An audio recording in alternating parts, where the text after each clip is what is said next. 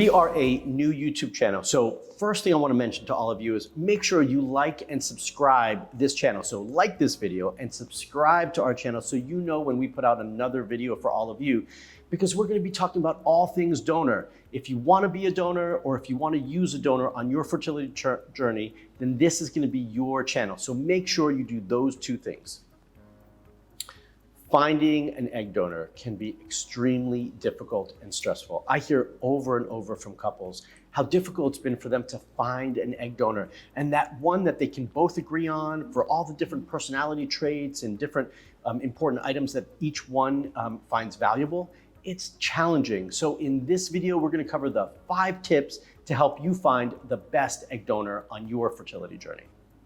I'm Dion, and this is Dr. Mark Sklar, and we're YourEggs ambassadors. And we started this YouTube channel in order to educate people about the process of egg donation and about YourEggs. And whether you are a donor or an intended parent, we want to help make the process better for you.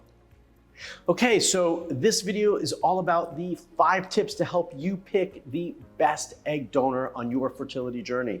And so we've got to start with number 1. And I think all of you will probably guess what number 1 is, which is, in my opinion, and for many of you out there, the most important, which is the physical traits of the individual that you're picking. Because obviously you want them to look as much like you as, an individual or a couple as possible, because you want that's something that you're going to connect with. So when we're looking for a donor, we want to make sure that we're looking at hair color and height and the color of the eyes, and obviously the color of the skin, their body type. These are all physical traits that are important, and probably the first step that all of us are going to do when we're searching for a donor, right? Yeah, no, absolutely, Mark. The majority of the intended parents that come through, the biggest thing is the physical traits, especially ethnicity. Many donors want to match, many intended parents want their donor to match their ethnicity. So, for example, we had intended parents recently who came who were from a country in Southeast Asia, and they wanted their donor to be from the same country. But we not only found a donor from their country, the donor was actually from the exact neighborhood that they came from, like the exact small village town that they were from. So her parents and her grandparents grew up in the same place that the intended parents grew up in. And these intended parents were really excited to find this donor, and they ended up purchasing 9 eggs from a fresh cycle of this donor. That's great. That's actually hard to do. Very difficult to do, but I would say, that the ethnicity as well as the different characteristics. Sometimes, blue eyes, or if they're from a certain area, they want them to look mostly like them. Sometimes they may want to make them a little taller or something, but in general, physical characteristics are the most important part to the intended parents. So to help parents choose the donor that matches the physical characteristics that they're looking for, we have many different pictures available of the donor, starting from when they're babies, throughout their childhood, progressing all the way to present day, so that the parents have a very good visual representation of the donor throughout the years that they're choosing. Additionally, we even have videos available for many of the donors on our sites that the intended parents can look at, and this gives them a much better visual understanding than what you get from a static representation. They can get some insights into the personality of the donor, her voice, and many intended parents really love the videos, and they say that that's part of what helped them choose their donor, was looking at the videos. And in the videos, the donors answer questions like what inspired them to be an egg donor, what they would like to share with the intended parents that choose them, in addition to what they would like to share with the future child from the intended parents who chose them as the donor. So many of the intended parents really enjoy both the mini pictures as well as the videos of the donors when they're choosing. Well, your last comment about videos segues perfectly into point number 2, which is about personality traits. And what better way for someone, an intended parent, to be able to understand a donor's personality than through a video. So I'm sure the video is super valuable for that as well. When we're talking about personality traits, these might not be things that you might think about, right? Well, some of them might be, because you're talking about, some of their interests, hobbies, things that they like to do, as well as their profession.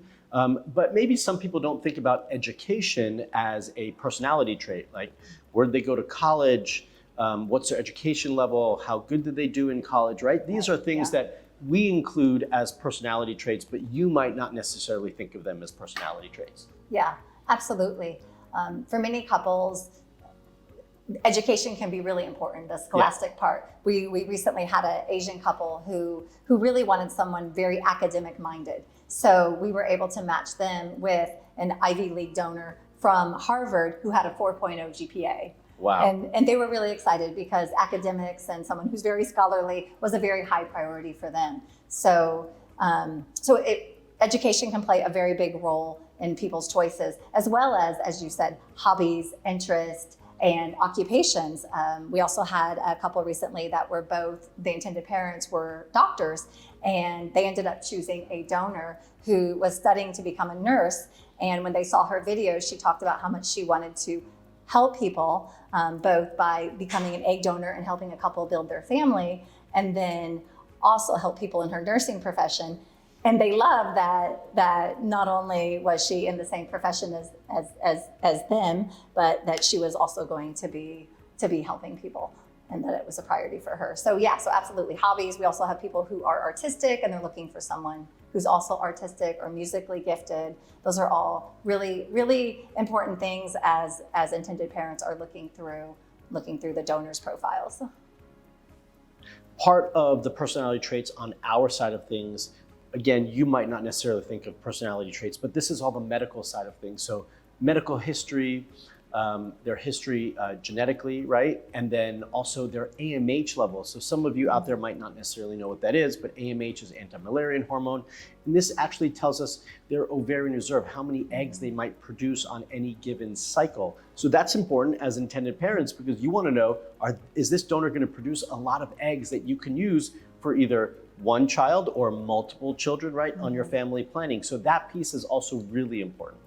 Yeah, absolutely. And we have all of that information there for the intended parents to look through. And that is always a really big priority. Before we move on into tip number 3, I do want to remind you all to comment below this video. We want to hear from you. So do you have questions about our first 2 points? If you do, drop those questions down below in the comment section, and we'll do our best to get back to you. So tip number 3, which might sound simple, but it's really not, and it's super important, is check the database regularly. We often recommend checking the database even nightly, because what happens is we get a large pool of donors and we're constantly updating our database as a result. So we want to make sure you have all that information as well, right? So if there's a new donor that fits your criteria, we want you to be able to find them. So make sure that you're checking our database regularly. We actually have a huge database of over 1,500 donors currently. And so that can be a lot, maybe a little bit overwhelming, but what I can tell you is it's really, really hopeful, because it means you've got a ton of options to choose from. Yeah, absolutely. And we're receiving new applicants daily. I think just last week, we had over 200 applicants after a popular TikTok video went out. So, if someone checked it a couple of days later, they would have seen many more applicants there. So definitely check the database frequently. And do also keep in mind when you are putting in filters, sometimes it's good to go just a little bit broader to start, and then you can narrow down from there, because sometimes it might surprise you who you're most interested in. They might not have fallen under your initial filters. So we do encourage people to do that sometimes as well. But definitely check frequently, because we are interviewing new applicants on a daily basis. All right. So anytime you're doing a new process, right, doing anything new, and I think for many of you, choosing a donor and going through that process is absolutely going to be new and somewhat foreign. We want to make sure that you understand the entire process well. So tip number 4 is make sure you understand the entire process that you're going to go through as an intended parent choosing a donor, and make sure that you don't skip any steps. So that is also really important, because if you skip a step, that means you can't really move forward to the next one. So understanding the entire process that you're going to be going through is essential, right, Dion? Yeah, absolutely, absolutely. And part of it is that your eggs team will be in constant contact with you, Yeah. walking you through the process. And they do this both for the intended parents as well as for the egg donor themselves, because we want everyone to understand the timeline. Where is the donor at in the process? You know, have they already had all of their initial testing done, their psychological screening, genetic testing? There are a lot of things to be done on the donor's part, and your egg specialist will keep you in constant updating of everything that's happening.